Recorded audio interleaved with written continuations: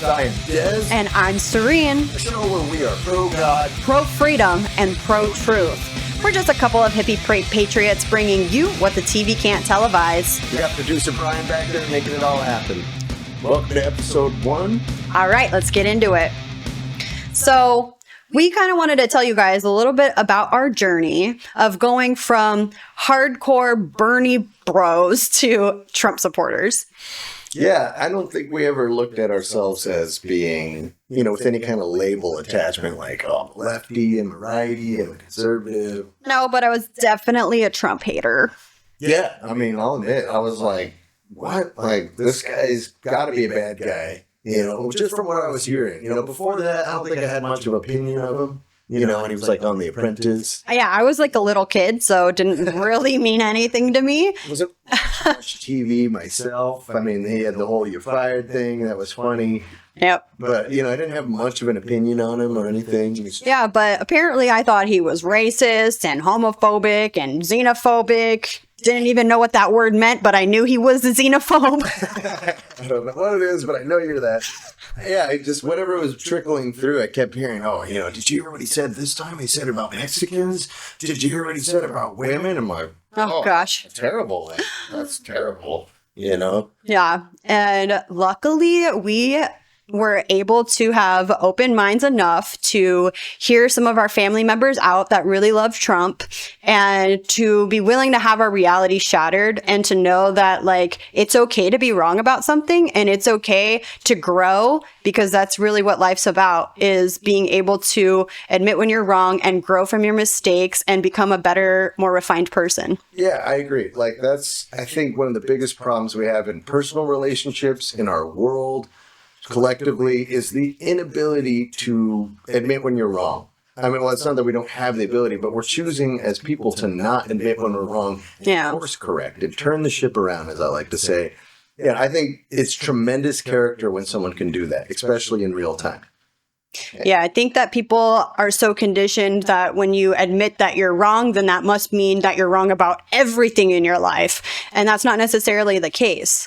You could be wrong about politics, but still be right about your values. Right, or that it's some kind of sign of weakness, or actually that you don't know what you're talking about. But really, when you can own it and know, yep, I messed up there, that shows that you have integrity, and it shows that you can admit where you're wrong, and you can learn and grow, right?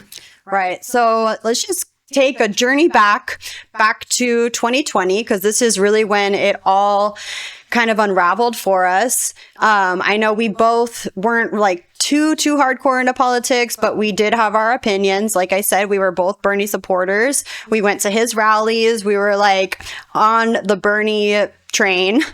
And a couple of my family members actually were the ones that kind of introduced Trump to us in a new light. And at first we were very resistant. We were like, I don't know if you guys know what you're talking about.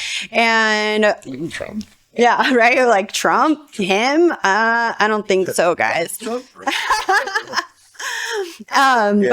But we were both willing to hear them out, because these are people that we love and respect. And so we wanted to hear what they had to say. We wanted to hear where they were coming from. And we were willing to have an open mind and look at the facts, look at the videos they showed us. Yeah, they kept coming with the facts. I was like, did you know he did this? And I was like, no. And you look it up, that's true. Yeah, okay. Yes, they're right. I mean, even to the point where my parents had bought a Trump mattress, and I was like, really? Why did you buy a Trump mattress? What, you're going to support that guy? Right. Well, it was a good mattress, Right. I remember I actually did a dance with some of my friends, and we danced to this song, and we made it into a kind of a message. And one of the parts of the song says, on a paradigm on its way out. And I was the one in the group that was like, we need to put Trump's face in there. He's the paradigm on the way out. I was very much like that. So coming to be a Trump supporter, wearing my Hippies for Trump shirt, it's a complete 180 for me. And I'm just actually so happy that I was able to have an open mind, because it opened up so many new doors for me and ways of thinking. And I just feel like I've grown so much as a person. Yeah, big time. I mean, I was into politics and I was studying and digging into stuff. Like if you back it up before 2016, right before that Standing Rock had happened, I went there. I was all into stuff. Politics, burn, or actually it was. I got to think about that now. The timeline of when Bernie got into the scene. Because I knew Bernie before he was running for president. That's why I was like, oh, this guy's running for president. I've seen him talk a tough game against these big corporations and people. Right. It must have been around like 2015, maybe. Yeah. Because I think that's when like the whole campaign started. Obviously, it was the 2016 election. So I know we both did not vote for Trump in 2016. Right. I don't think I voted. I voted for the third party. I was like, whatever, I'll throw my vote away. Yeah, because after Standing Rock, I was like, it's all screwed. It's all done. There's no point in getting involved with anything. The country doesn't show up to even protect their own water. The news isn't going to tell anybody. And, I'd go to person saying, this is a big deal. We got to do something about this. And everyone's just kind of indifferent. I mean, there were those that helped. There was those that donated, that did care. But in large, most people didn't. Yeah, I was really into that movement too. And that was actually even before we had really met. How we met, in a sense. Kind of. Yeah, it was around that time. And I would go to all the protests. I would organize phone call parties where we would call companies and we would call our government officials and demand that they do something about this. So we were both really into that movement. And it was just very clear because we saw Obama was president at that time and he did absolutely nothing to stop it. He actually just allowed it to move forward. So that was kind of a big indication that the Democrats don't really care about the things that they claim to care about. Right. I voted for Obama the first time. He talked talked a good game. He talked the talk. I didn't. Yeah, didn't walk the walk at all. And it was pretty apparent, like within the first year, it was just like, all right, we got hustled. Yeah. Big time. It was so, deflating, just demoralizing to think, oh, this guy's going to get a bit of change, right? It's change. Hope and change. Yeah, and it's like, this is all the same crap. This is all the same thing. Everything you said you were going to do, you didn't do. Definitely didn't vote for him the second time. And, the whole Standing Rock thing, they built the whole 98% of it, 99% of the whole pipeline was done under Obama. Yep. And he had made executive order, I don't remember offhand now, it's been years, but obligated anybody building things on the reservation to consult the tribe with meaningful consultation. And that never happened. He never was held to that. So it's very clear at that point, these people are just hustling us. The Democrat Party, I hadn't completely given up on the Democrat Party because that's when Bernie entered the scene. I'm like, okay, this guy's going to be this time. This time. And I think the clear indication for Bernie, because I campaigned for him, I was like, this guy, same. I've seen him beforehand. He's talked a good game. He's actually out there, getting a good message. He's actually rallying the people. And then he turned out to be a fraud. When they stole, totally. Whacked Hillary? I could not believe that. They clearly stole it from Bernie. He was running away with the support. Oh, yeah. Raised more money than any other Democrat party. There's no way Hillary actually won that. No way. I mean, even here in Arizona, they had announced that Hillary won before they even closed the polls. There were people still in line to vote. I remember that. It's like, what the hell? Right? We felt really disenfranchised at that point. I know anybody who supports Bernie and the Democrats still that might be watching, like, they screwed you. They did. Don't forget about that. And Bernie tricked you because he works for them. Otherwise, he wouldn't have backed her. And endorsed him. Was like, oh, we got to fight this. We got to fight the 1%. Okay, I'm going to back the 1%. Back the 1%. The 1%. What a fraud. Yeah. So we kind of had given up for a minute there and just started focusing on other things. Done. And then one of the main thing that I think got both of us to start looking at Trump in a new way was when we were showed the entire video of the fine people on both sides. Now we know, years later, that has been debunked. Snopes debunked it. Still saying that. And they're still running with that narrative. But it's insane. But we watched that video back in 2020. because we were just seeing the clips like everybody else was. And when we finally watched the entire thing, we were like, whoa, that's crazy. I know. I remember there was a time period where like we were shifting and we were like, what? Trump? Like, really? Like, is this real? Like, can it really be that Trump's the good guy? Right. Like, I don't know. This is weird. Mind blown, right? Yeah, mind blown, So- reality shattering, like all of it. But, you know, you have to be willing to have your reality shattered. That's what I've learned. That's right. And, you know, in a good way, because you get something better out of it. You get a bigger, better picture of the world, and it's because it's based on truth. Right. That's God. There's only one truth, and that's what God has made. That's God's truth. That's Yeah. the truth. There's no this truth, that truth. There's the truth. And that's why, you know, you can have opinions, but there's still the truth.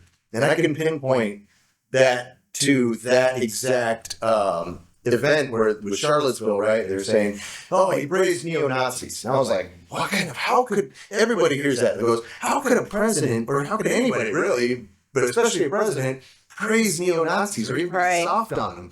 And you're like, well, let me see. Well, I want to see what he said. I'm tired of just listening to what everybody tells me what he said. What did he say? And I go back and I watch it. Like we went and we watched it and we were like, Wow.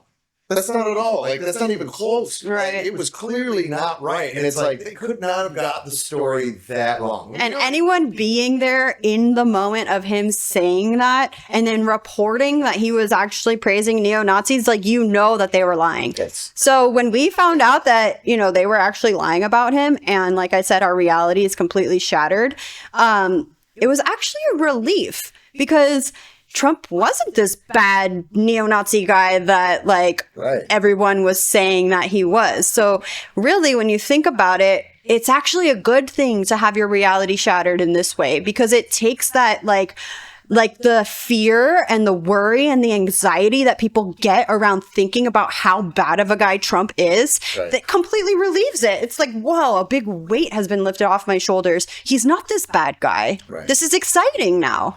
Right, they're pumping people full of fear. They're sensationalizing it. They're fear-mongering, fear, hate. Because if you know anything about advertising, you know about the concept of the pain point, right? Yeah. They motivate people with the pain point. Are you afraid, you're afraid you got pimples and you're not going to get that date or something? That's a fear, right? A reasonable fear that you have. And that's how they motivate you to buy this product, to buy what they're selling. So if they motivate you with enough fear for someone or something, you're going to want to instinctively, gravitate towards the solution that they're offering you. Here's the fear. Now here's the solution. It's like, it all started to make perfect sense at some point where, you just realize there was no substance to what they were saying about Trump. Now, I'm not saying he's a perfect guy. Nobody's a perfect person.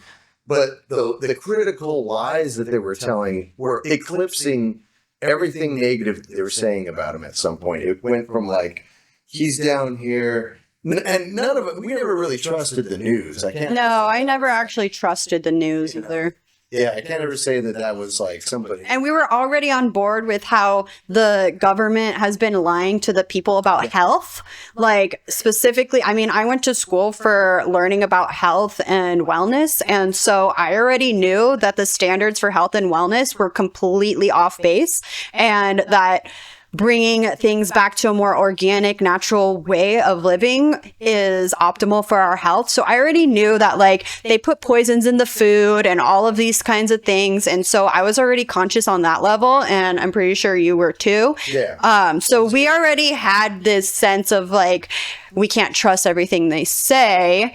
But, you have people that talk a good game like Bernie, and it kind of like reels you in and gets you to not like the other side. But then we just started researching more. So after the find people on both sides situation, we started watching his full speeches. We started watching his rallies. We started watching him actually speaking, because before all of this, honestly, I never watched like an entire speech of his. I just took the bits and pieces that the news would show me. Not that I watch the news, but like on social media or whatever, we see clips all the time. So we would take those bits and pieces, and it would form that narrative in our mind. minds. So when we started watching the full videos, the full speeches, his full press conferences, the way he would answer questions, like it really made me start liking him, and like not only liking his policies and the things he stands for, but I actually really started to like his personality. Yeah, I mean, he was always talking consistently about human trafficking. Yeah. Right from the beginning. Talking about how the news is fake and stuff like that, where if he was this guy who's corrupt, why would he be drawing, and he was in on the big lie with, the apparatus of lies, why would he be drawing attention to things like that? Why would he even be talking about that? There's just no sense to that. Like, I know people be like, who are still like, oh, Trump's just in on it, like all of them. It just doesn't make any sense that he would be destroying the stranglehold on truth that these corporate media has had for since they've been right. And why would he be calling out the fake news? Because that is the propaganda machine. Right. So nobody would be trying to call out the fake news or bringing attention to something that it was fake if they weren't actually against that system and trying to change it. Right. If they were in on it, he would never bring attention to it. Right. Why would you even be talking about human trafficking? And you notice, like, through this whole, since the beginning, he was talking about human trafficking and the horrors of it, the terrible atrocities that are happening, showing that he's bringing attention to things that people aren't even, and he even talked about stuff like that way back in the day.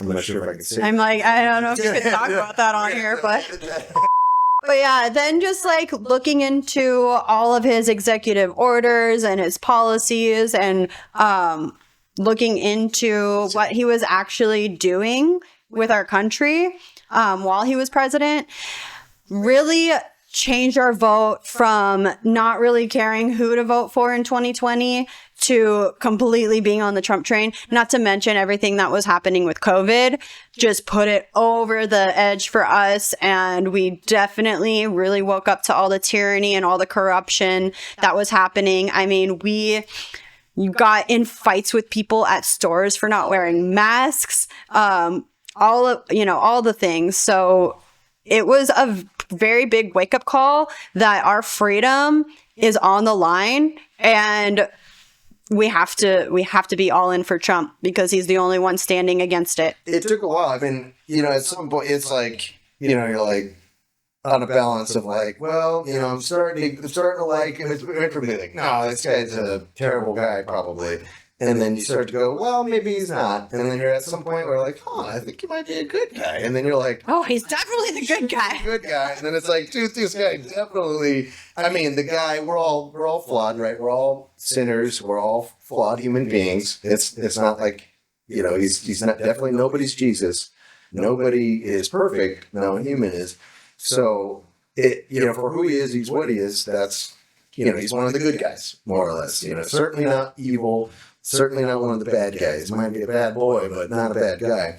And, it just came to that point where it clearly, I couldn't argue with it. It was inarguable. I did my research. I checked into I started looking into every story, every single thing that somebody brought up negative. And I'd look into it, and it just never added up the way that they said it would. There might be something there, but nothing really there. Nothing where it's like, oh, wow, that's clear. I couldn't support someone who did that. Right. And at some point, it was like, well, I have to go with the truth. And I remember making that Facebook post.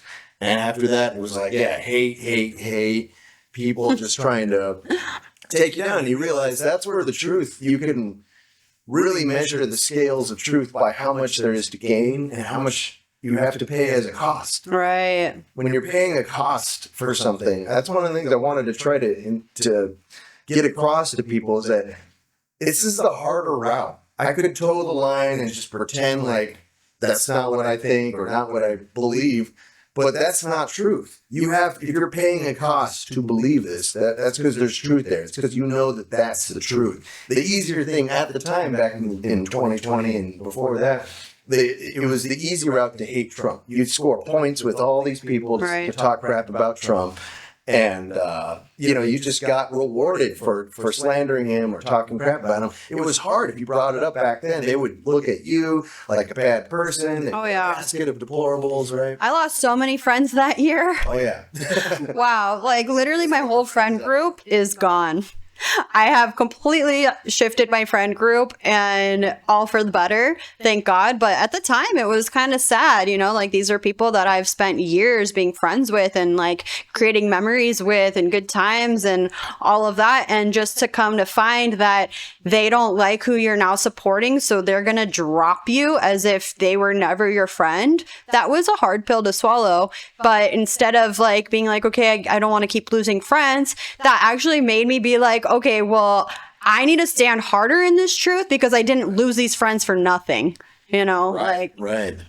Yeah, and then we started like looking into his whole history of his life and how he has continuously helped people that needed help throughout his whole life. There's a whole thing on random acts of kindness from Trump. Like you can find example after example after example of him helping people out, and he never brags about it. And that's why it's so funny when people are like, oh, he's so egotistical, he's so narcissistic, blah blah blah blah blah. Like, yeah, he is in a sense, but not so much where he's out there bragging about his good deeds. He's actually doing them because he cares. And then there's people that witness him doing this, or people that have received what he is given, and they're the ones out there telling you the truth about it. Yeah, I mean, everything from just giving random, acts of kindness for people for like letting that, and even like the Jewish kid, right? The little Jewish kid that needed, the family that needed an airplane because... There's been so many things. He's paid people's medical bills. He's helped pay people's mortgages. People back in the day would go to him for loans and then for like business loans. And then when they go to pay him back, he would be like ripping up their check and be like, just go have a successful business. Like there's just so many things throughout the years that he's done. He opened up his club to Black and Jewish people when a time in Mar-a-Lago when that wasn't like... It wasn't happening, and he had to go to legal court to allow that to happen. Like, these are things that just... Yeah, he was like the first club that desegregated his club. Yeah, and he has done so much, like, charity of just, like, here's $10,000 for this person. Somebody, that bus driver who was Black, that talked that woman off the bridge, and his story was on the news, and he was just like, I'm going to write this guy a check. Right. Wrote him a check. There's just so many examples. We can go on forever about it. We'll do a whole episode on that. Yeah. Just Trump's good deeds, because we could just eat up, a ton of time talking about that. Right. So that's the gist of how we went from the left to the right. And I'm sure there's a lot of details that we missed, but just wanted to give you guys a little sense of where we're coming from, who we are, who we were, and who we are now. And yeah, our journey. That's a good bust into it. Producer Brian, how are we doing on time? All right. All right. Well, I think that's about all that we have for you guys for today. Thank you so much for tuning in. Thank you to our producer. Thank you for all your support. If you guys like us and like what we talk about, you can also follow our Instagrams. My Instagram is _hippie_patriot, and yours is What the TV can't televise. One word. all right. See you guys around. All right, guys. Keep speaking that truth. Keep speaking that truth, even if your voice shakes.